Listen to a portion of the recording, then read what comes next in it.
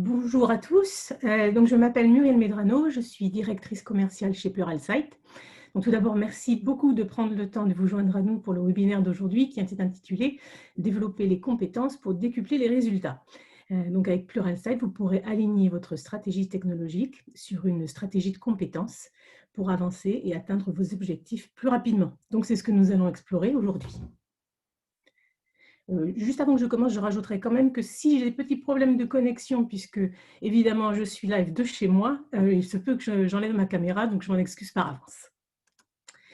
Alors, je vais commencer par une introduction à la plateforme Pluralsight, et puis nous allons vous expliquer pourquoi elle est si vitale pour votre entreprise. Donc, nous verrons ensuite comment Pluralsight va vous aider à développer des compétences technologiques critiques à grande échelle, à comparer et analyser les compétences technologiques actuelles de votre organisation, à offrir de la valeur à vos clients plus rapidement et en vous assurant que vos équipes disposent des capacités requises pour les rôles qui leur sont alloués. Je passerai ensuite la main à mon collègue David Groupérin pour une démo de la plateforme et nous terminerons par une session questions-réponses et un aperçu des événements Pluralsight à venir et à ne pas manquer. Donc si vous avez des questions pendant la présentation ou la démo, n'hésitez pas à les poser dans la boîte questions-réponses, une Q&A box que vous verrez en bas de votre écran et nous y reviendrons à la fin. Alors que le rythme de l'évolution technologique continue d'accélérer, une pression sans précédent est ressentie par la grande majorité des organisations. Donc les leaders technologiques recherchent constamment de meilleurs moyens d'être encore plus innovants, d'offrir des expériences numériques sans faille et de maintenir leur avantage concurrentiel face aux changements. Et puis vous me demanderez quel est leur défi. Eh bien, c'est comment parvenir à aligner leurs talents et leurs ressources pour atteindre leurs objectifs plus rapidement. Donc chez Pluralsight, nous avons des clients de toutes tailles et d'industries diverses, donc des clients qui vont des petites startups au gros calibre du Fortune 500. Il y a pourtant un fil conducteur entre tous ces clients et les raisons pour lesquelles ils ont choisi de travailler avec nous. Alors, ils se sont tous fixés des objectifs technologiques. Ils veulent tous utiliser la technologie à des fins critiques pour des choses essentielles à leur organisation. Et puis, ils sont parfois confrontés à des lacunes technologiques alors qu'ils ont besoin de technologues dotés des bonnes compétences, dans les bons rôles, pour pouvoir faire les choses dont ils ont besoin pour aller de A à B. Donc, pour créer ces programmes d'apprentissage agile, les entreprises doivent être en mesure de faire le point sur les compétences dont elles disposent, de créer des parcours d'apprentissage flexibles et de donner aux employés l'accès au bon matériel d'apprentissage, donc au format qui leur convient le mieux, et ce, au bon moment. Alors, vous savez comme moi, l'exécution de toute initiative technologique, elle peut être décomposée sur les phases générales suivantes. D'abord, on commence par définir une stratégie. Ensuite vient l'organisation des équipes et des plans. Ensuite, il faut mettre à disposition outils et ressources. Puis vient le développement de nouvelles applications, les services, les opérations, etc. Et puis enfin, il faut mesurer et itérer. Alors, ce que nous constatons, en revanche, c'est que les projets échouent souvent parce que les dirigeants négligent la phase d'habilitation, la phase d'enablement. On est tellement obnubilé par le résultat escompté qu'on a naturellement tendance à oublier ou à négliger de valider et d'évaluer si les équipes concernées disposent des outils et des compétences nécessaires. Donc, en d'autres termes, vous pouvez avoir la meilleure stratégie du monde, les personnes les plus intelligentes au monde, les plus efficaces. Si votre équipe n'a pas les compétences technologiques nécessaires ou si vous n'avez pas la visibilité sur où se trouvent ces personnes compétentes, où se trouvent ces personnes compétentes, je ne vais pas y arriver, pour un projet particulier, évidemment, tout peut s'écrouler. Alors maintenant, j'aimerais vous montrer Pluralsight au travers de l'objectif ou la perspective d'un client que nous avons appelé pour ce cas d'usage Banner. Donc Banner est un détaillant qui vend une partie de leurs produits en ligne. Alors leurs clients leur font remonter qu'ils doivent s'améliorer au niveau de l'expérience e-commerce. On leur dit que c'est un petit peu poussif, que ce n'est pas très intuitif, et puis ce n'est pas aussi rapide que leurs clients le souhaiteraient. Alors, heureusement, chez Banner, ils sont attentifs au feedback, ils prennent en compte ces retours. Il y a des gens très intelligents et efficaces qui y travaillent et ils ont tout compris, comme ce personnage que je vais vous présenter, qui est Xavier. Donc, Xavier, lui, c'est un développeur web front-end. Alors, il a été chargé de reconstruire la plateforme de commerce en ligne de Banner. Il a l'intention d'utiliser React, puis d'autres langages également, pour rendre la plateforme e-commerce plus intuitive, plus évolutive et plus rapide pour les clients qui l'utilisent. Alors, je vous présente également le personnage de Kelly, qui est la CTO de Banner et la chef de Xavier. Alors, en plus de superviser le travail de Xavier, elle a son propre projet à mener qui consiste à migrer la plateforme e-commerce que Xavier est en train de construire de on-prem vers le cloud. Et cette migration se fera sur Azure. Alors, vous allez me demander pourquoi une compagnie comme Banner investit-elle dans ce type de projet? En gros, ils visent deux résultats. Ils veulent recréer une plateforme e-commerce afin que leurs clients soient plus satisfaits de l'expérience qu'ils auront lors des transactions en ligne. Et l'autre raison, c'est qu'ils veulent aussi réduire les coûts business, les coûts commerciaux, et ils pourront le faire grâce au passage de on-prem à cloud et en bénéficiant de cette transition.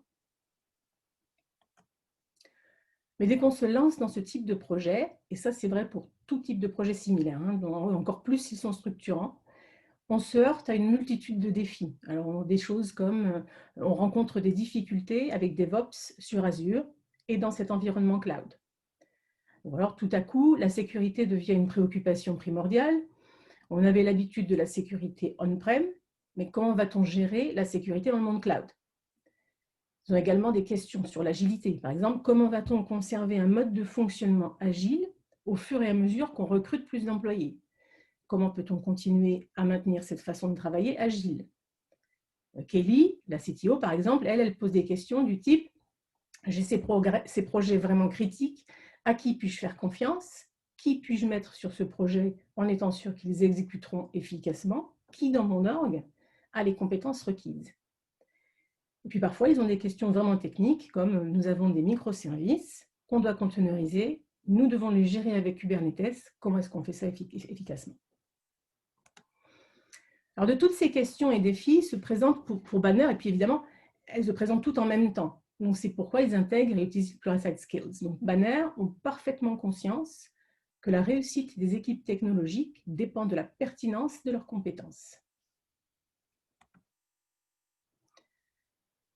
Alors, d'un côté, vous avez Pluralsight Skills, dont on va parler aujourd'hui, pour améliorer les compétences des équipes. De l'autre, Pluralsight Flow, qui vous montre en fait si ça marche.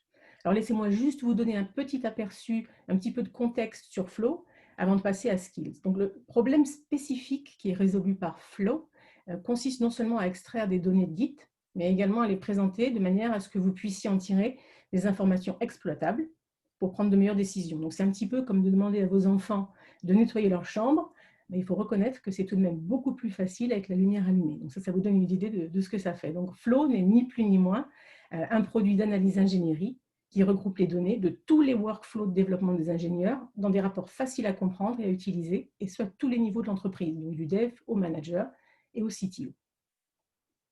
Et puis, si vous souhaitez en savoir plus, bien sûr, revenez vers votre account exécutive, vers nous, et puis nous vous ferons passer les détails de cette présentation d'aujourd'hui. Donc, n'hésitez pas à nous faire des retours, à nous poser des questions et discuter des projets spécifiques pour votre compagnie. Et si vous identifiez des lacunes dans le processus ou dans l'expertise, eh bien l'équipe ProServe de Pluralsight est là aussi pour vous aider à les combler. Donc, on a un module, par exemple, qui s'appelle Skills Strategy, et vous allez axer les résultats. Vos experts vous encadreront pour utiliser les compétences, identifier les compétences, excusez-moi, et puis pour les développer. Donc, celles qui compteront vraiment pour mettre en œuvre votre stratégie technologique. Et puis, nous vous aidons aussi à intégrer Pluralsight dans votre écosystème, en intégrant l'apprentissage dans des systèmes et des outils que vous avez déjà configurés. Et puis, vous pouvez également personnaliser, évidemment, votre expérience Pluralsight pour vous assurer qu'elle corresponde véritablement à vos besoins propres. Mais ce que j'aimerais qu'on montre aujourd'hui, ce sont les Pluralsight Skills, donc du point de vue de deux personnes. Alors, la première personne, c'est l'utilisateur final, comme Xavier. Donc, nous allons vous montrer comment Xavier aura l'opportunité d'apprendre des plus grands experts mondiaux sur des sujets et des concepts technologiques qui sont essentiels pour lui dans l'exercice de ses fonctions. Nous allons également vous montrer comment Xavier peut développer des compétences capitales en utilisant Pluralsight. Il aura même l'opportunité de s'entraîner et de mettre en pratique. Donc ainsi, il aura toute confiance en ses capacités avant d'écrire du code qui va ensuite entrer en production. Maintenant, nous allons nous placer du point de vue d'un leader technologique comme Kelly. Et donc, vous allez voir comment Kelly aura la possibilité, pour la toute première fois, de quantifier et visionner les forces et les faiblesses des compétences technologiques de ses équipes. David va vous montrer tout à l'heure comment Kelly peut utiliser Pluralsight pour développer et retenir ses meilleurs talents. Les employés de Banner, dans lesquels en fait, elle souhaite véritablement investir et qu'elle veut aider à réussir.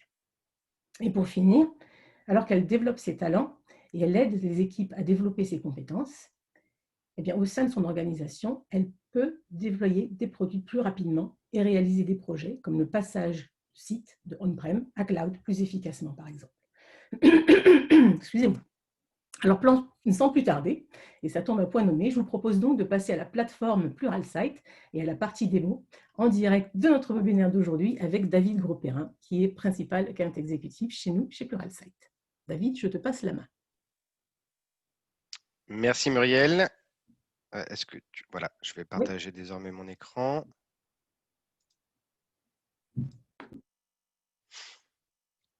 Alors, est-ce que tout le monde, Muriel, vois-tu mon écran? Je pense que c'est bon. Oui, c'est parfait. D'accord, super. Donc, bonjour à toutes et à tous. Donc, pour le cadre de cette démonstration, nous allons voir le parcours de deux personnes, Xavier, l'utilisateur et son expérience à travers Pluralsight, et Kelly, la CTO. Commençons par Xavier. La première chose qu'il voit lorsqu'il se logue à Pluralsight est cet écran devant vous.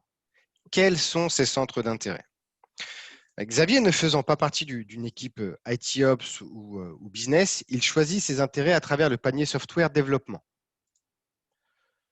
et peut choisir des technologies comme JavaScript, React ou par exemple TypeScript, choses qui ont du sens pour lui dans son travail quotidien, mais aussi des thèmes qu'il est curieux de connaître.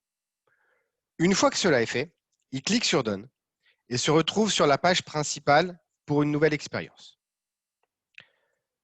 Maintenant, j'attire votre attention sur la personnalisation de la page. Vous avez vu que Xavier, auparavant, a choisi ses centres d'intérêt dans Pluralsight.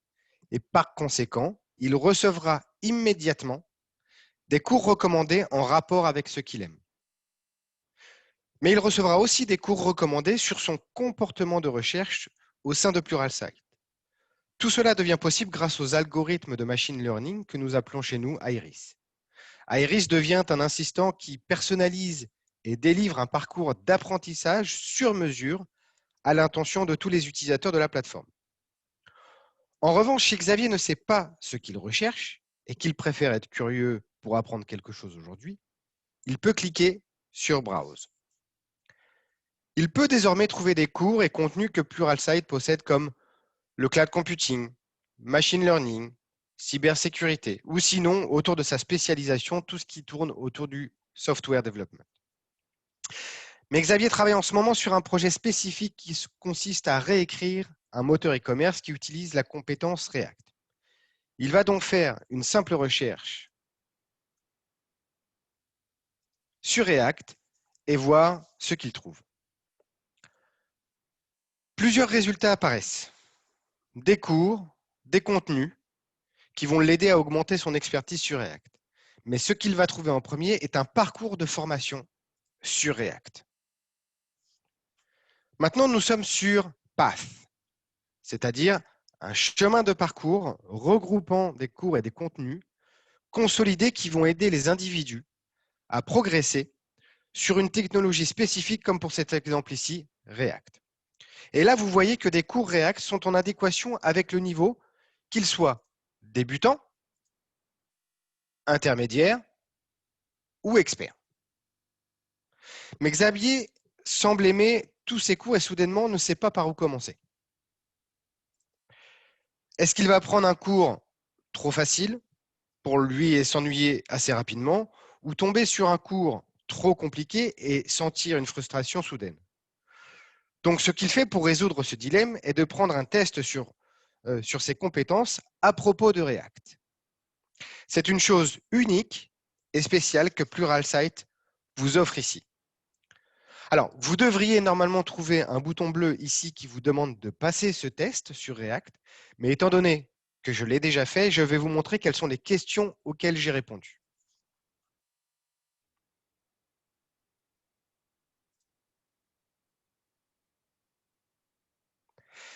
Alors, qu'est-ce qu'il se passe? Là, vous avez le résultat du test, hein, bien sûr. Hein. Donc, normalement, lorsque je lance le test, je vais avoir les séries de questions qui apparaissent. Donc, qu'est-ce qui se passe lorsque Xavier lance ce test? Eh bien, il va répondre à une série de questions, environ 20. Ici, vous en avez 18, qui vont l'aider à connaître son niveau d'expertise. Et ce qui est important de noter sur ce test, c'est que ce n'est pas un test basique, mais plutôt un test qui s'adapte aux réponses de Xavier.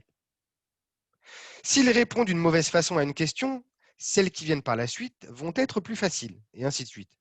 Et s'il répond correctement à une question, le test me donnera des questions un peu plus dures. Et donc, Pluralsight est capable de donner un résultat de ma compétence avec une très grande précision. Et ce qu'il faut noter aussi, c'est que si vous refaites à nouveau ce test, il y aura de nouvelles questions. Alors, pour l'exercice ici, comme j'ai déjà passé ce test, je vais directement aller au résultat de celui-ci et vous montrer à quoi cela ressemble.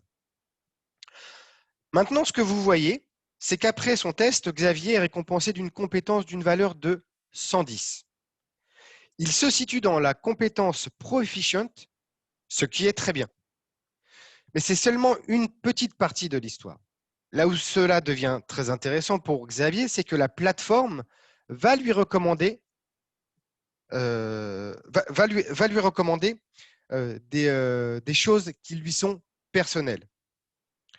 Vous pouvez voir quelles sont ses forces et il va pouvoir reconnaître quels sont ses axes d'amélioration. C'est dans ces axes d'amélioration qu'il va pouvoir obtenir des recommandations spécifiques avec des vidéos pour pouvoir les combler. Donc, une vidéo ici de 16 minutes ou une vidéo ici de 38 minutes. Donc, Pluralsight vous aide ainsi à réduire le temps nécessaire pour apprendre une nouvelle compétence et vous permet de continuer à travailler sur vos projets quotidiens. Maintenant, dans sa journée d'apprentissage, Xavier rencontre une autre technologie en rapport avec React et cela concerne Redux. Il fait donc une recherche supplémentaire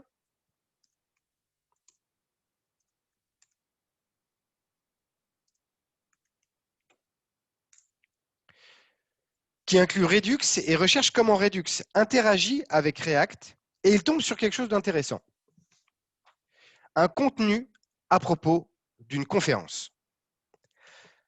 Ici, Pluralsight est le partenaire de plusieurs conférences qui se passent autour du monde, plusieurs conférences technologiques. Et nous disposons ainsi du contenu préenregistré. Ainsi, toutes les keynotes et breakout sessions sont à la disposition de Xavier. Il peut assister virtuellement, dans ce cas, à cette conférence sur Redux, ce qu'il n'avait jamais pu faire auparavant. La valeur pour Xavier est énorme, car il peut désormais être inspiré par des thématiques importantes en assistant à des keynotes ou des breakouts sans payer de droits d'entrée, mais aussi sans perdre du temps dans des aéroports, des hôtels lorsque vous devez voyager pour assister à une conférence. Par conséquent, cette conférence est vraiment clé pour Xavier dans sa journée d'apprentissage. Je vais désormais fermer cette fenêtre, parce que Xavier ici, dans sa volonté de mettre en pratique ce qu'il apprend, fait face à un nouveau défi. Et cela tourne autour de l'intégration de Redux dans son application. Ici, Xavier aura plusieurs options, soit faire une recherche dans Google, soit aller sur des blogs, mais il n'est pas satisfait des résultats et il préfère donc faire la recherche dans Pluralsight encore une fois. Donc, je vais regarder comment intégrer Redux à l'intérieur de React.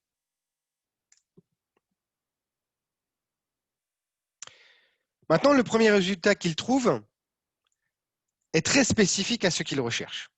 Vous voyez ? Et cela met en évidence un autre type de contenu dans Pluralsight, quelque chose nouveau dans la plateforme, et nous appelons cela guide. Un guide dans Pluralsight est essentiellement un article écrit avec des instructions étape par étape sur la façon de résoudre un problème technique.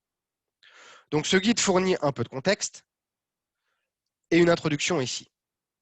Mais ce qui va être important, c'est qu'il va avoir un tutoriel étape par étape sur la façon de résoudre ce problème technique avec des extraits de code qu'il est possible de copier et coller et d'utiliser pour aider Xavier à résoudre ce problème. Donc, depuis 10 minutes, sur Pluralsight, nous avons mis en évidence que Xavier peut profiter de plusieurs types de contenus, qu'il s'agisse d'un cours vidéo, d'une conférence, d'un guide. Mais pour terminer avec Xavier, il y a d'autres types de contenus que je voudrais également vous montrer. Donc, après avoir acquis toutes ces connaissances autour de React et Redux, Xavier veut naturellement pratiquer et appliquer les compétences qu'il a acquises. Pour cela, Pluralsight vous donne plusieurs options. Premièrement, nos cours interactifs, vous permettant d'apprendre et de pratiquer une compétence à travers une série d'exercices, comme ici. Mais le contenu que je veux vous montrer ici est projet. Je vais rechercher dans projet tout ce qui concerne React. Car c'est ici ce qui intéresse Xavier. Et cliquez sur le projet autour de la création d'un composant de quiz avec React. Alors, ce qui se passe ici, c'est que Xavier reçoit une série de tâches pour créer ce projet. Mais avant de le commencer, il va cloner ici un repository depuis GitHub, puis il va configurer son propre environnement local avec GitHub, Homebrew ou d'autres. Dès qu'il aura ce repository GitHub prêt et cloné dans son environnement local, il va suivre ici toutes les étapes et cela lui donnera l'opportunité de construire réellement ce composant de quiz en utilisant React. Alors, guide est ce qui donnera à Xavier en fait l'assurance qu'il peut prendre toutes ses connaissances, tout ce qu'il a appris pour écrire du code sur React et le mettre en production. Guide est un environnement sûr pour pratiquer ses compétences en utilisant des scénarios du monde réel. Donc, pour résumer cette première partie, nous avons montré que Pluralsight permet maintenant à Xavier d'apprendre auprès des plus grands experts sur des thématiques critiques comme React et Redux, mais cela l'aide aussi à développer ses compétences et de pratiquer et d'appliquer ce qu'il a appris. C'était donc le chemin d'un apprenant technologique. Maintenant, je voudrais changer de perspective et voir ce qu'il se passe du côté de Kelly, notre CTO. Je veux vous montrer à quoi ressemble Pluralsight et quelle valeur cela peut donner à un leader technologique comme Kelly. Premièrement, je vais me diriger vers la partie analytique de l'application. C'est quelque chose qui sera visible pour un leader, un manager ou un directeur. Cela va me donner une idée de ce qu'il se passe dans mon organisation et quelles sont les thématiques clés, mais aussi le niveau de compétence de mes équipes sur ces thématiques. Mais rentrons dans le détail des compétences de l'organisation de Kelly. Et sur cette partie, Kelly va obtenir quelque chose qui n'existe pas en dehors de Pluralsight. Elle va obtenir une vue quantifiée des compétences à travers son organisation. Donc, Kelly peut voir, par exemple, quelle est la moyenne des compétences de son organisation sur JavaScript, ici 135, sur Agile, ici 97, sécurité, etc. Mais ici, ce qu'elle veut savoir, c'est qu'est-ce qui se passe sur React. Donc, retournons, cherchons React et regardons ce qui se passe. Parce que c'était aussi le thème de prédilection de Xavier. Donc, Kelly peut voir dans ce cas que la compétence moyenne de son équipe pour React est de 142. Ce qui place cette équipe dans la fourchette des compétences proficient, c'est ce qui est vraiment une bonne nouvelle pour elle. Elle peut voir de quelle façon ces équipes progressent au fil du temps sur ces compétences. Donc, disons par exemple que pour les 34 premières personnes qui ont mesuré leurs compétences à travers les tests que je vous ai montrés auparavant, y compris Xavier ici, et qui ont reçu un niveau proficient, elle peut voir quels sont ceux ou celles qui ont baissé dans leur niveau, ceux qui sont restés au niveau proficient, ou même voir ceux qui ont progressé sur un niveau expert. Elle aura le détail ici par personne de ces évolutions. Elle peut aussi obtenir une cartographie détaillée de ceux qui sont experts en React ainsi que les autres niveaux. Cela permettra à Kelly d'évaluer son équipe, mais surtout de mettre les bonnes personnes sur les bons projets. Mais Kelly doit désormais travailler sur une nouvelle initiative, comme l'avait dit Muriel auparavant. Entre autres, la sécurité sur une mobile web application. Et elle doit s'assurer que son équipe est prête pour ce projet à venir. Et pour cela, Kelly va utiliser la puissance de mettre en place des channels dans son département. Les channels sont un moyen d'organiser des cours et des contenus sur la plateforme Pluralsight ou d'aligner des équipes sur des objectifs spécifiques de votre organisation. Je vais donc cliquer ici sur ce channel à l'intention de l'équipe de Kelly autour de Mobile Web App. Vous pouvez voir ici que dans ce channel, dans ce canal, il y a un chemin complet autour de AngularJS, des cours sur comment construire une app mobile et aussi des parcours sur Node.js. Tous ces sujets sont essentiels pour que son équipe se familiarise avec succès pour exécuter et créer une app mobile. Donc, Kelly a regroupé toutes ces informations dans ce channel. Elle peut en rajouter si elle en veut.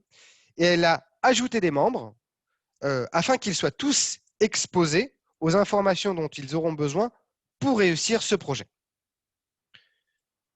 Je vais aussi vous montrer un autre aspect de Pluralsight, notamment lorsque, sur un autre projet, nous parlions de transition vers le cloud. Kelly a identifié le fait qu'elle n'avait pas d'administrateur pour Azure Cloud.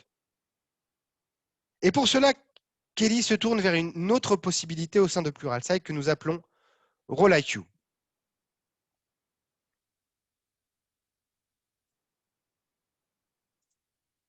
Donc, si Kelly a besoin de quelqu'un avec un rôle spécifique, elle peut se diriger vers le RoleIQ et évaluer les rôles qui existent déjà.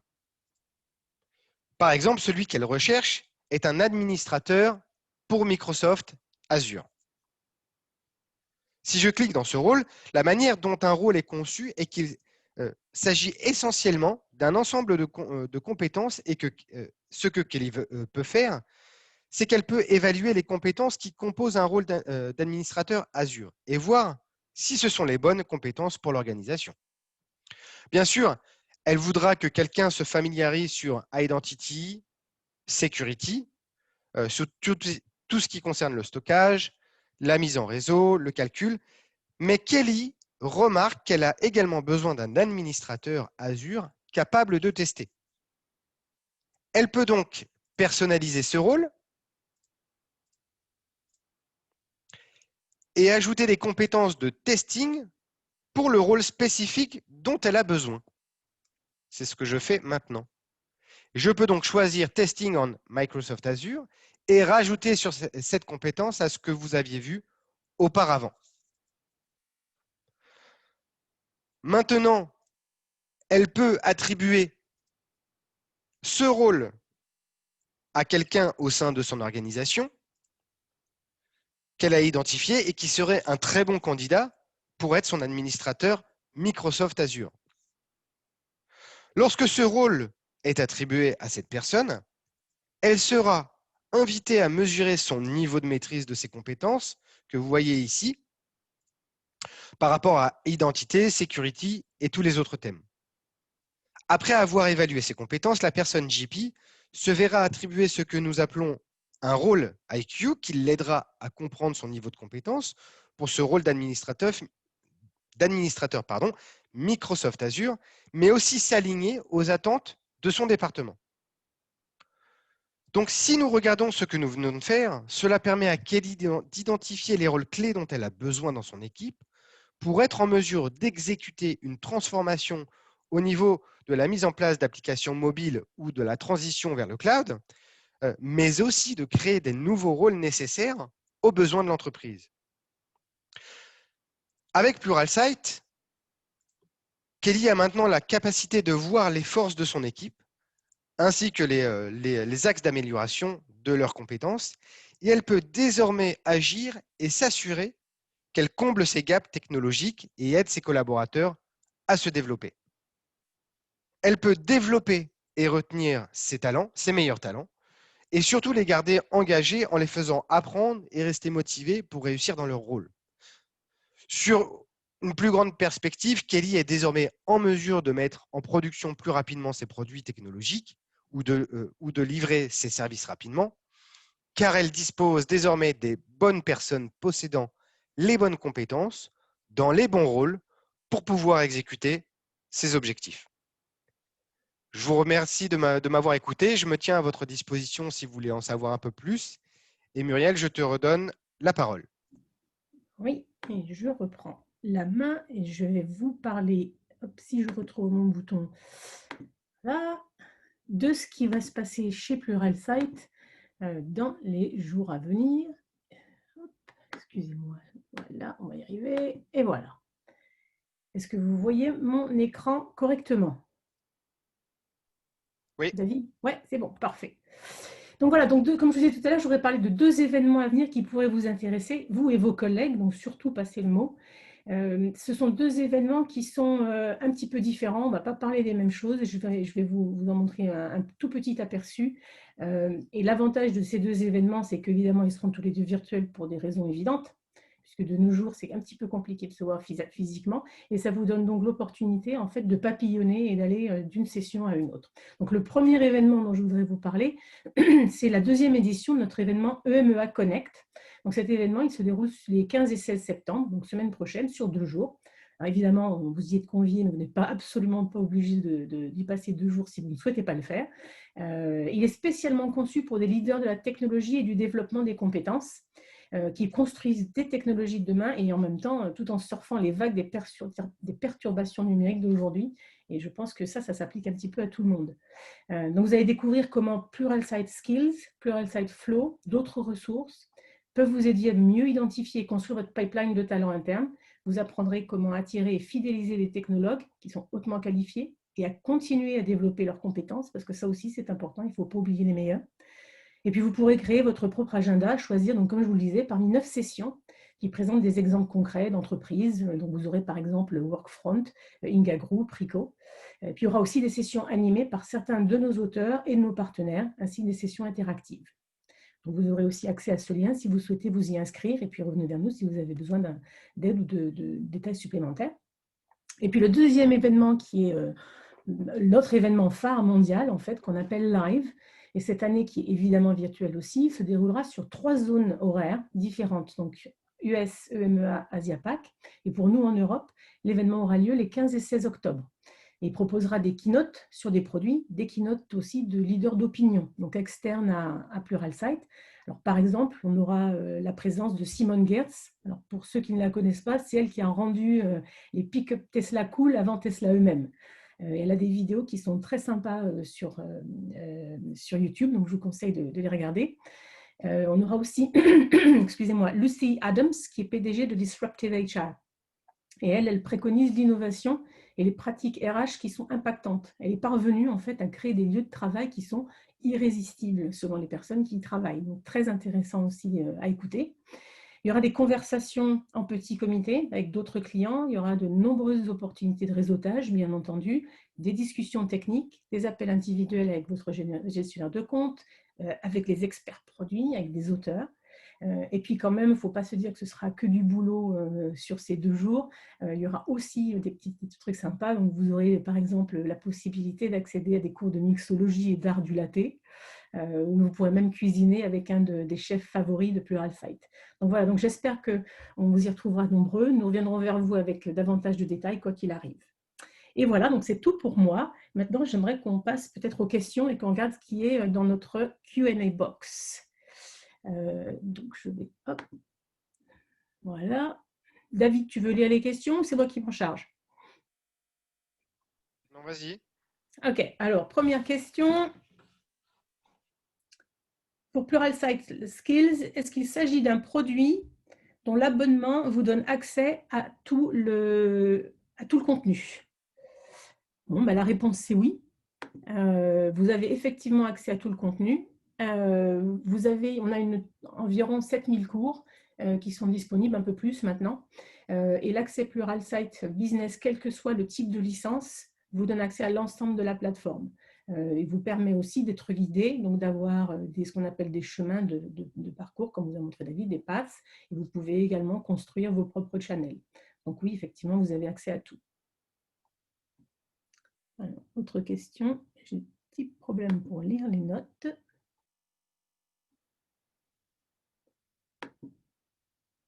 David, tu peux ouvrir. J'ai un petit problème sur le Q&A. J'avais plus fermé, je n'arrive plus à l'ouvrir. Attends, je vais... Voilà, ouais. Peut-on partager les résultats des évaluations des compétences? Donc, les skills IQ, je pense que c'est ça la question. David, si tu veux répondre, tu me dis, hein, sinon je vais parler tout du long. Donc oui, vous pouvez tout à fait le faire. C'est même encouragé. J'étais au téléphone en fait avec quelqu'un qui a été, et ça c'est pas une blague, qui a été employé en fait dans une compagnie grâce aux compétences qu'il a passées, enfin au skill IQ qu'il a passé avec Pluralsight, et ça fait partie, c'était l'élément différentiel sur LinkedIn en fait pour le poste qu'il où il a appliqué, comment dire en français, auquel il a postulé. Voilà, je vais pas y arriver. Donc, en fait, oui, vous pouvez tout à fait les partager. Ce sont des évaluations qui sont donc pas forcément numérisées, mais vous avez un niveau de compétence. Elles sont visibles si vous le souhaitez, ce n'est pas une obligation. Et je réitère que ça peut être très, très intéressant d'avoir des conversations comme celle-là pour cette personne. J'étais vraiment super impressionnée de voir que c'est ce qui a permis de choisir lui et non pas l'autre personne qui est arrivée en fin de parcours.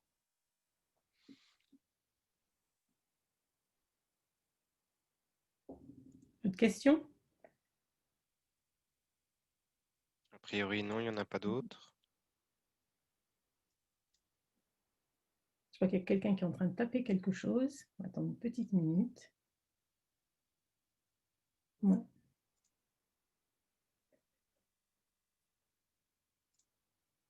Est-ce que tous les experts travaillent pour Pluralsight? Donc là, c'est oui, dans une certaine mesure. Donc on a des auteurs qui sont employés de Pluralsight à plein temps. Donc effectivement, ceux-là, ils font partie des employés Pluralsight, ils sont payés par Pluralsight. Et on a aussi des auteurs qui sont consultants. On valide leurs compétences.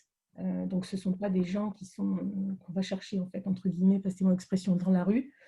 Ce sont des gens qui sont reconnus par le business, qui ont des compétences requises et qui sont validés par nous et par leurs équivalents, en fait, dans leur champ d'activité. Donc il y a un petit peu des deux, ce qui donne une bonne émulation. Et il s'avère que pour certains des cours, en fait, ils sont exclusivement créés par des auteurs qui travaillent pour les compagnies qu'on présente. Donc je pense particulièrement à des choses comme AWS, par exemple. Ce sont des employés d'AWS qui font de la recherche chez AWS, qui nous préparent les cours.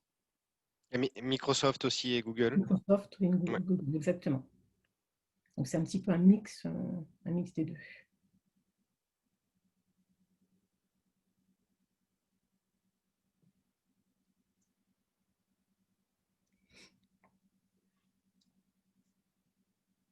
Pas d'autres questions? Non, s'il y en a une pour toi, David. Est-ce qu'on peut intégrer ses propres formations à la plateforme? Alors oui, puisque Pluralsight a des API qui sont tout à fait ouverts. Donc vous pouvez aujourd'hui connecter Pluralsight à votre LMS, voilà, et inclure des formations externes et les consolider avec les formations de Pluralsight. Donc c'est tout à fait possible à ce niveau-là. Il y a des API, donc on peut mixer les deux.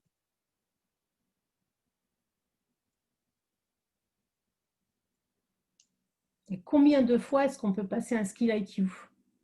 Alors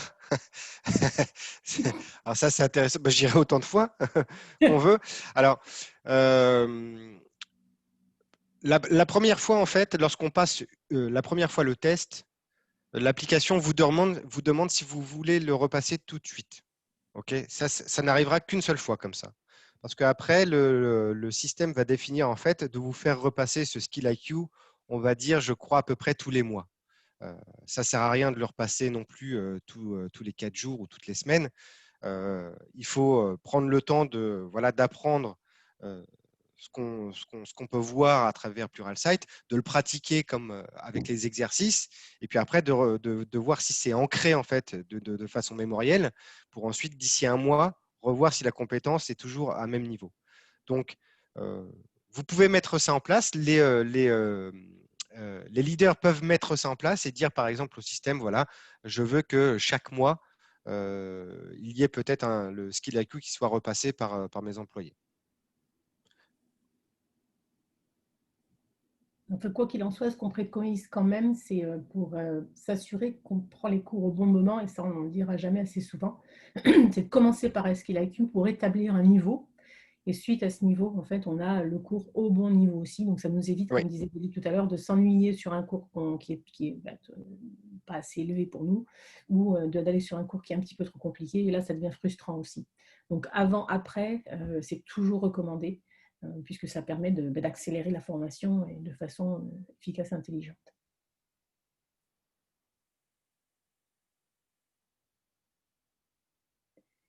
Et puis, David, écoute, je crois que c'est tout. Je ne vois plus de questions. Okay. Tu as des questions? Non, oui, je pense qu'on viendra vers les personnes qui ont été présentes, et puis pour qu'elles aient nos coordonnées. Et dans ce cas-là, si elles ont des questions par la suite, nous les mettrons en relation avec leur responsable de compte, voilà, pour aller peut-être un peu plus dans le détail s'ils veulent une démonstration un peu plus poussée. Et voilà. Et surtout plus spécifique. Et puis, exactement. Tous les détails sur les events aussi, puisque franchement, il y a des choses qui seront très, très intéressantes et puis très variées, donc qui s'appliqueront probablement à chacun d'entre vous. Eh bien, écoutez, merci beaucoup de votre présence ce matin. J'espère que chez vous, il fait beau. Chez nous, il fait un soleil magnifique, donc ça fait très plaisir. Et puis, nous vous souhaitons donc une excellente fin de journée et une bonne fin de semaine à tous. Au revoir. Au revoir.